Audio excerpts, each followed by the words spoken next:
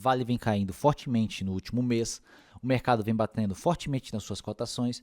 Nesse vídeo vou te falar o que está acontecendo com o Vale, as perspectivas para a Vale para o médio e longo prazo, os dividendos esperados para a Vale para esse ano de 2025, o pensamento que o investidor tem que ter nesses momentos de ruídos. Bem-vindos ao canal Relatos do Investidor. Meu nome é Thiago Cardoso, sou analista CNPI. Se você já é um inscrito desse canal, já deixa um like. Se você é novo por aqui, espera para deixar o like se esse vídeo te ajudar de alguma forma. Então, bora pro vídeo.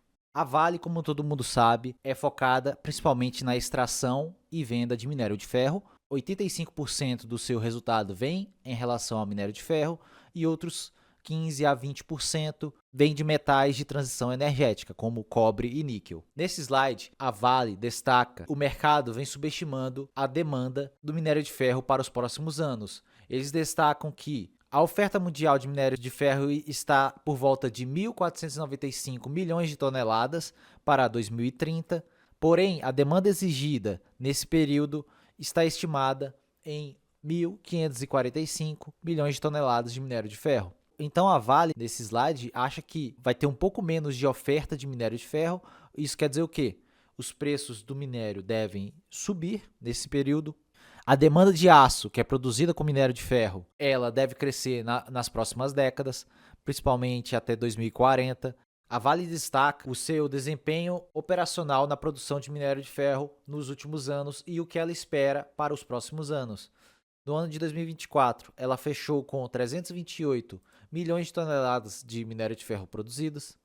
Ela espera um acréscimo de um pouco mais de 2% para esse ano de 2025, consequentemente com mais um pouco de aumento para 2026, chegando até 360 milhões de toneladas de minério de ferro para 2030, um acréscimo de praticamente 10% para os próximos 5 anos em relação à sua produção. Como eu havia falado nos vídeos da Petrobras, empresas de commodity não conseguem controlar o preço da sua commodity, seja ela petróleo, seja ela celulose, seja ela minério de ferro. A métrica que essas empresas têm que focar é na redução de custo para a extração dessas commodities. Nesse slide, a Vale destaca o custo caixa C1, que é o custo para a extração do minério de ferro. Ela destaca que houve um grande acréscimo desde 2018 desse custo, saindo de 13 dólares por tonelada para 21,8 dólares por tonelada em 2024.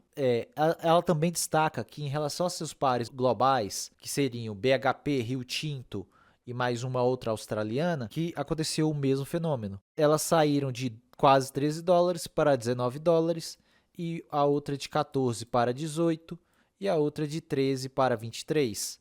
Então, podemos ver que o custo de operação para a extração do minério aumentou em todas elas, então não é algo pontual somente da Vale. E ela destaca que vem trabalhando para a redução desses custos. E isso, obviamente, gera mais margem e mais lucro e mais dividendos para o acionista. A Vale destaca que a meta deles é chegar no custo caixa C1 de extração do minério entre 18 a 19,5 dólares por tonelada.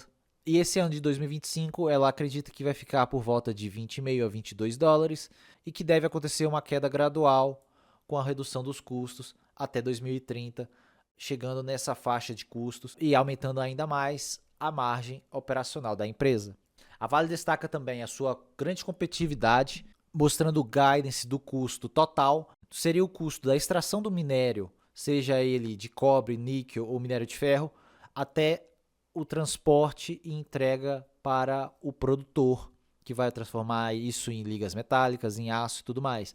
Então tem tudo aqui expresso, além do custo de extração, que é o custo caixa, o custo all-in, que inclui todos esses custos, custo de transporte e tudo mais. Então podemos ver que em 2024 a Vale fechou em 55,9 dólares, o custo all-in para o minério de ferro. Então isso quer dizer o quê?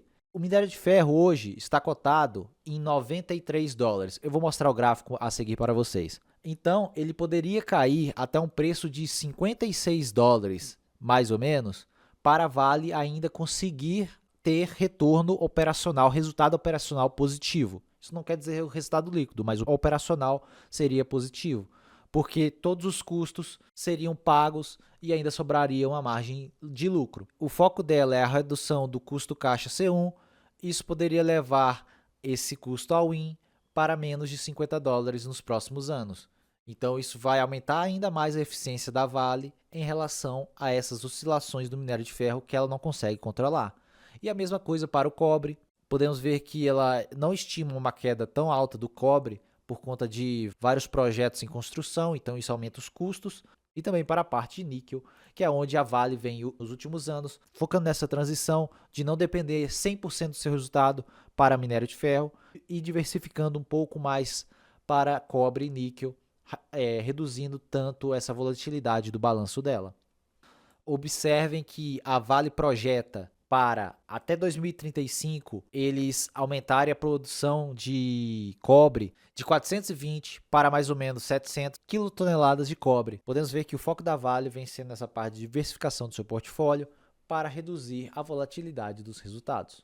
E observem que ano a ano a produção de cobre da Vale vem aumentando fortemente e podemos ter uma elevação de 2 vezes da sua produção de 2024 para os 700 que ela projeta para 2035. Isso seria um forte aumento de produção, melhorando também o resultado operacional da Vale.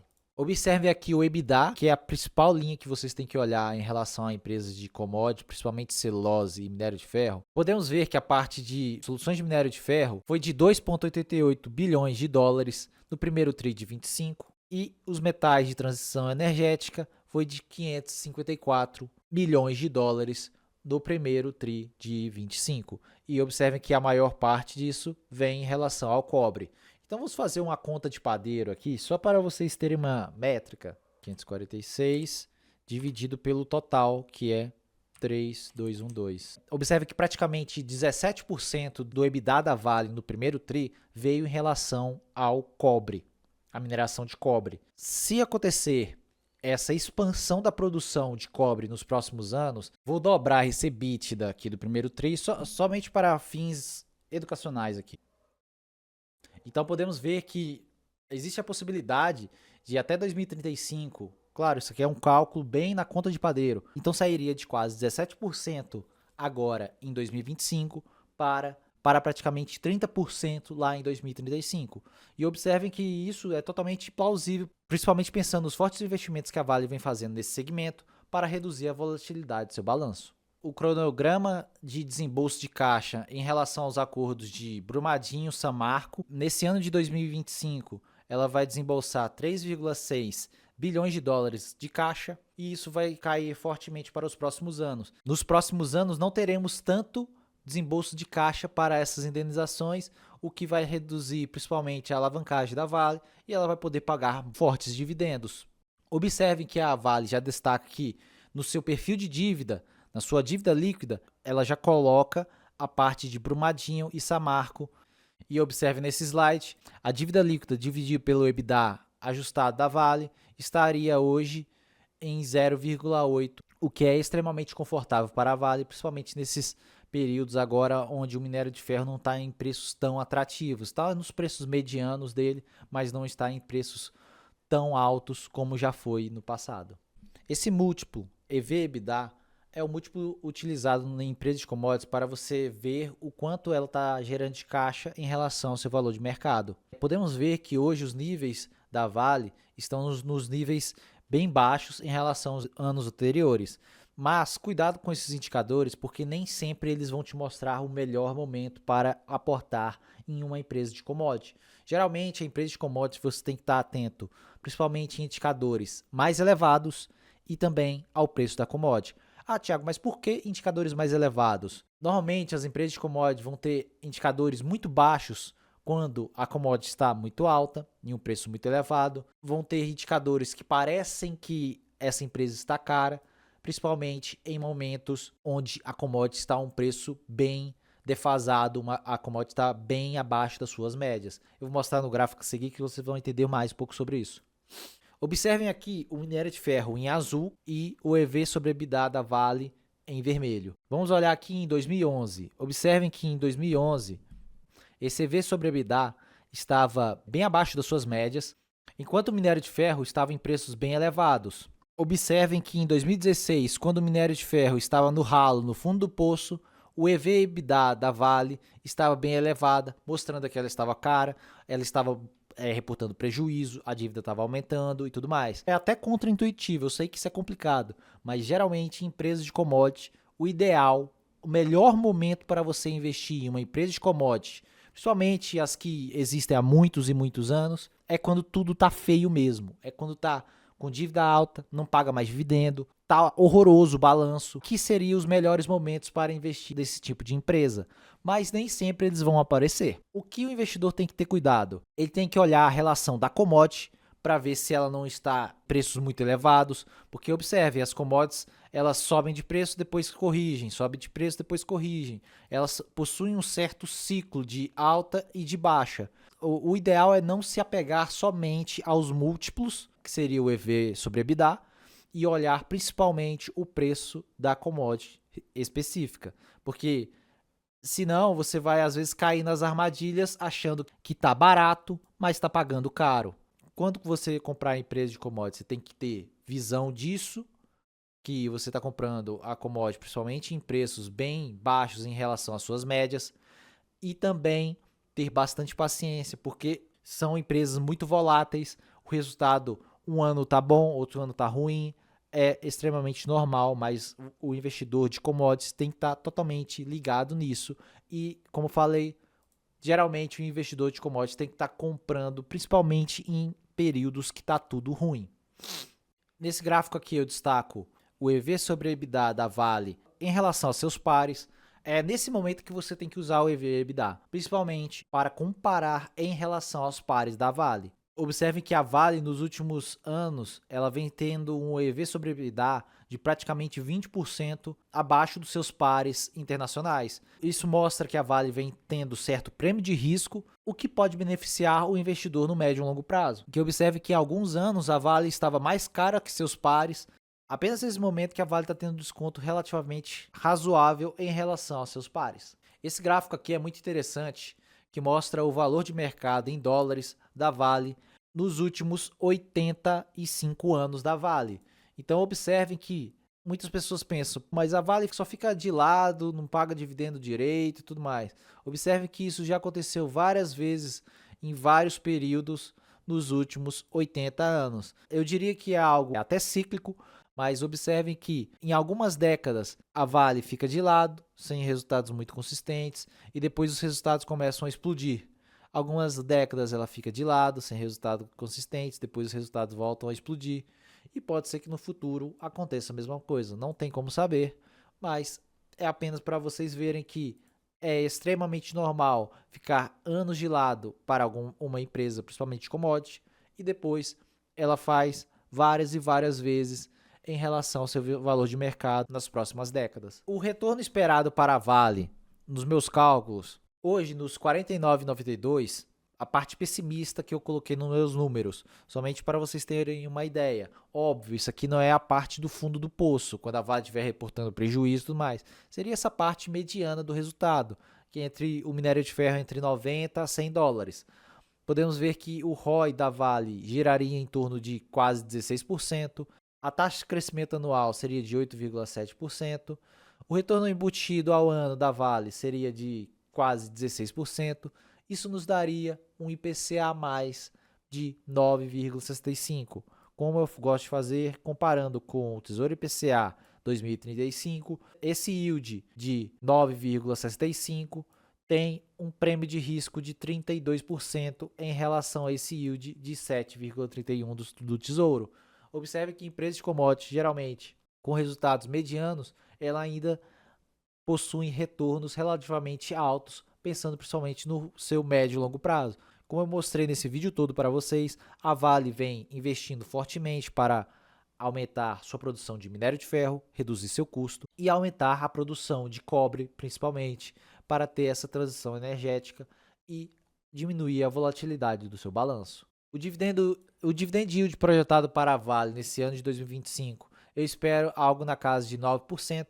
Obviamente que isso tudo não vai ser somente dividendos, pode ter recompras de ações, e isso é bom para o acionista que já está posicionado, porque a base acionária, a quantidade de ações em circulações diminui e o dividendo pago também vai ser em relação a menos ações. Então, esse dividendo nos próximos anos pode aumentar consideravelmente por conta de menos ações em circulação. Podemos esperar algo em torno de R$ 4,00 a R$ 4,66 de dividendo por ação na Vale. O EV/EBITDA da Vale projetado está em 3,32. Observe que é bem abaixo daquele que eu mostrei. O preço teto projetado da Vale está em R$ 59,00.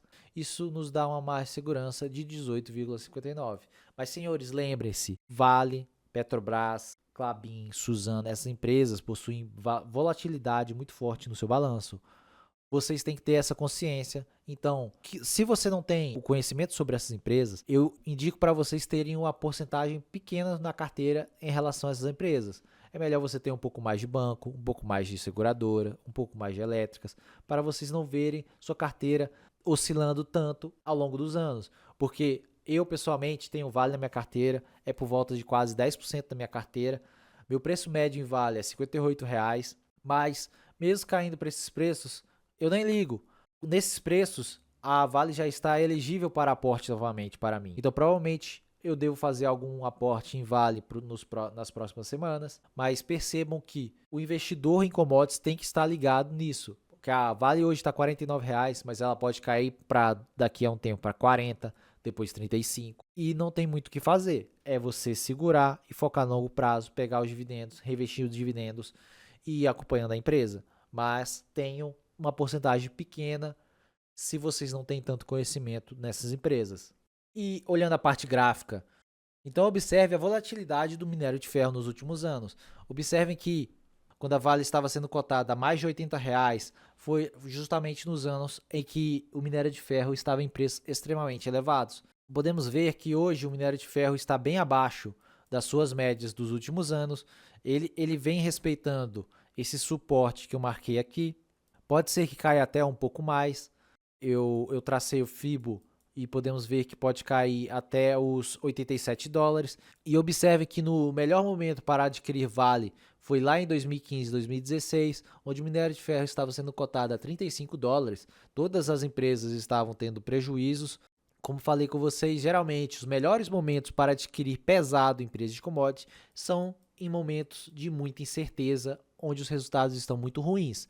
Esses momentos de agora são momentos relativamente medianos. Eu diria que existe uma possibilidade do minério de ferro sim cair para preços menores do que esse de $87, mas nos últimos anos o minério de ferro vem respeitando fortemente esses preços. Então não tem como eu te dizer exatamente se isso vai acontecer ou não, é ficar de olho. Mas como eu falei com vocês, se você tem uma perspectiva, principalmente de médio e longo prazo, para empresas de commodity, nunca compre ela pensando apenas em curto prazo, porque senão você vai tomar um ferro mesmo, que as cotações vão cair, o resultado vai cair e o dividendo vai cair.